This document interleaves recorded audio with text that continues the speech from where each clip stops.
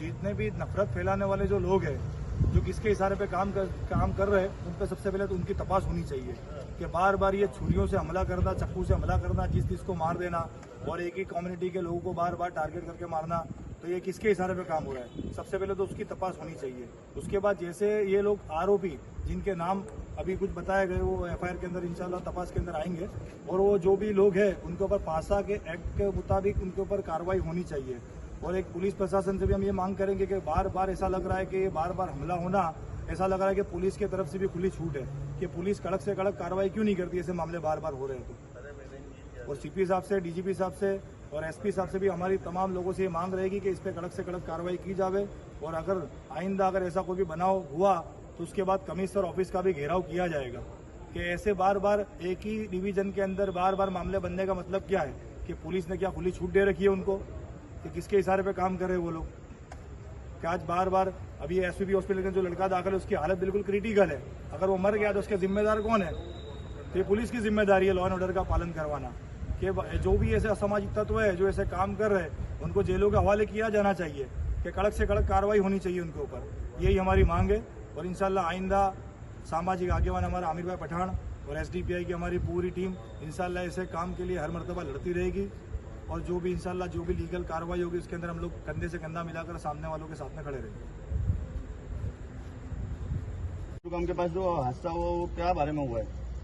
सालम मजूर गांव के पास सिब्बा कब्रिस्तान के पहले जो वारदात हुई है, वसीम सैयद करके लड़का है, वहाँ से बर्गमेल लेके जाता था तो कुछ शराब के नशे में 2-3 लोग चलकर जाते थे, उसकी गाड़ी पर अथड़ा गए, आकर घिर गए।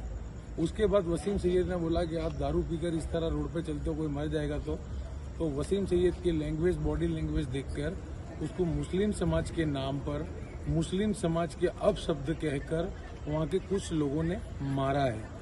मारा इतना बुरी तरह से मारा है। उसके बाद छुरी का पूरा चप्पू अंदर घुसेड़ दिया है, हाल अभी एसओपी हॉस्पिटल के अंदर सारवार ले रहा है वो बंदा।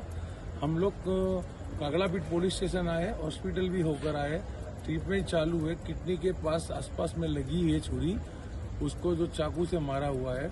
हमने यहाँ पे पुलिस इंस्पेक्टर से बात की, यहाँ के पुलिस प्रशासन में से जो भी रात को इनोवे के अंदर होता है वो फरियाद लेने के लिए आ गए हैं। अभी कच्ची फरियाद ले ली है, यहाँ पुलिस स्टेशन में आकर अभी ऑनलाइन एफआईआर करने वाले हैं। अब हम पुलिस का ये देखना मामला देखते हैं कौन सी कलम क्या हो मिलता है। कलम तो इतनी गंभीर मुझे लग रही है कि 307 कलम आ सकती है और लगभग वो आनी भी चाहिए। और मॉब लिंचिंग टाइप ये हमला है, मुस्लिम समाज को टारगेट करके ये तीसरी चौथी बार उसी इलाके के अंदर और कागलापीट पुलिस स्टेशन की हद के अंदर यही चौथी बार या तीसरी बार वारदात बनी हुई है। तो मैं कागलापीट पुलिस इंस्पेक्टर साहब से और अहमदाबाद के सीपी साहब से और यहाँ के डीसीपी साहब से आजीजाना गुजारिश करता हूँ कि ये जो बार बार एक ही पॉइंट के ऊपर जो मॉब लिंचिंग के बनाव होते हैं, मुस्लिमों को, मुस्लिम समाज को गाली देकर मारा जा रहा है, ये बार बार क्यों होता है, क्यों, कौन कराता है, इसकी जांच ऊपर लेवल से होना चाहिए। ये बार बार मुस्लिमों को टारगेट करने का क्या मकसद है, इन लोगों को कौन सपोर्ट करता है, ये सारी चीजें मुस्लिम समाज के लिए क्यों खड़ी हो जाती है। और वही पॉइंट पे ये तीसरी वारदात है, 1 साल में 3 वारदात हो गई है। इसके पहले एक रिक्शा ड्राइवर को पूरे कपड़े उतार के मुस्लिम समाज के अपशब्द कहकर उसकी पैंट वगैरह उसको उतार के मारा गया था, उसके अंदर भी पुलिस ने एफआईआर दर्ज की है। पर एफआईआर दर्ज होती है, मामला कोर्ट में जाता है, न्याय मंदिर में जाता है। हम न्याय मंदिर को मानने वाले लोग हैं, संविधान को मानने वाले लोग हैं।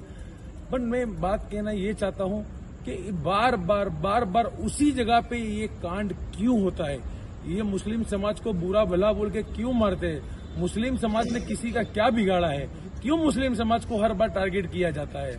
तो मैं प्रशासन से मैं रिक्वेस्ट करता हूं, प्रशासन से मैं बार रिक्वेस्ट करता हूं, बार मीडिया के माध्यम से बार फेस टू फेस आकर रिक्वेस्ट करता हूं। पर इस बार हम लोग सीपी साहब के पास, जो सीपी साहब की मैं बात करता हूं, अहमदाबाद के सीपी साहब बहुत सराहना काम कर रहे हैं और हमें उम्मीद है कि वो जो पोस्ट पे बैठे हमारी आवाज को सुनेंगे और ये जो मॉब लिंचिंग के खिलाफ जो गुंडे हैं, जो ये भगवा लोग हैं, इनके खिलाफ में कायदे से कड़क कार्रवाई होगी, ऐसी पुलिस प्रशासन पे हमको आस है। और सीपी साहब पे जरूरत से ज्यादा और बहुत प्राउड फील है उनके ऊपर क्योंकि वो इंसाफ का काम करते हैं। तो सीपी साहब से भी हम 1-2 दिन में आवेदन देने वाले हैं कि बार बार इसी जगह पे मुस्लिम को क्यों टारगेट बना जाता है, बार बार वहाँ के लोगों को क्या तकलीफ है, बार बार इतना लूखा गुंडा तत्वा क्यों हो रहा है। तो पुलिस को कायदेसर ऐसे लोगों को पकड़कर पुलिस जेल हवाले करना चाहिए और उनके ऊपर पासा अटैक है, तड़ीपार है और जो समाज के अंदर गंदगी फैला रहे हैं ऐसे लोगों को जेल के अंदर भेगा कर देना चाहिए। पुलिस से हमको यही आशा है और आगे जहां जहां जरूर पड़ेगी हम पुलिस से मिलकर, सीपी साहब से मिलकर इसकी कार्रवाई की मांग करेंगे। जय हिंद।